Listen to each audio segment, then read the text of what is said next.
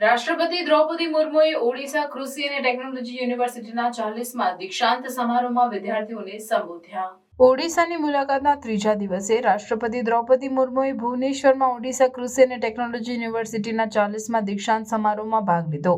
આ પ્રસંગે તેમણે વિદ્યાર્થીઓને પ્રેરણાદાયક સંબોધન આપ્યું, જેમાં કૃષિ શિક્ષણ અને નવીનતાના મહત્વ પર ભાર મૂક્યો। દીક્ષાંત સમારોહના મુખ્ય મુદ્દાઓ: રાષ્ટ્રપતિ મુર્મુએ તેમના ભાષણમાં ભારતની અર્થવ્યવસ્થામાં કૃષિની મહત્વપૂર્ણ ભૂમિકા અને આ ક્ષેત્રમાં સતત પ્રગતિની જરૂરિયાતને હાઇલાઇટ કરી।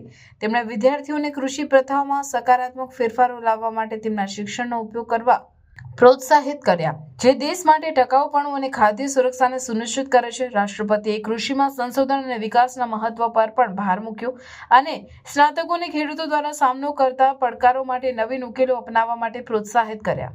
સિદ્ધિઓની માન્યતા: સમારોહ દરમિયાન રાષ્ટ્રપતિ મુર્મુએ સ્નાતક વિદ્યાર્થીઓને ડિગ્રી આપી અને અનેક વિદ્વાનો અને સંશોધકોની ઉત્તમ સિદ્ધિઓને માન્યતા આપી। તેમણે કૃષિ શિક્ષણ અને સંશોધન માટે યુનિવર્સિટીની યોગદાનની પ્રશંસા કરી। OUAT એ રાજ્ય અને દેશભરના ખેડૂતોને લાભ આપતી નવી ટેકનોલોજી અને પ્રથાઓ વિકસાવવામાં મહત્વપૂર્ણ ભૂમિકા ભજવી છે તે નોંધ્યું।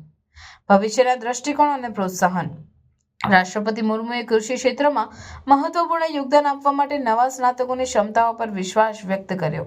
તેમણે તેમના લક્ષ્યો પ્રત્યે પ્રતિબદ્ધ રહેવા અને સમાજના કલ્યાણ માટે કામ કરવા પ્રોત્સાહિત કર્યા। રાષ્ટ્રપતિએ કૃષિ વિકાસને ટેકો આપવા માટે સરકારની પહેલને પણ હાઇલાઇટ કરી અને વિદ્યાર્થીઓને તેમના વ્યવસાયિક પ્રયાસોમાં સતત ટેકો આપવાની ખાતરી આપી। સાંસ્કૃતિક અને શૈક્ષણિક મહત્વ: દીક્ષાંત સમારોહ માત્ર શૈક્ષણિક સિદ્ધિઓનો જ ઉત્સવ નહોતો, પરંતુ ઓડિશાની સમૃદ્ધ સાંસ્કૃતિક વારસાની પ્રતિબિંબ પણ હતો।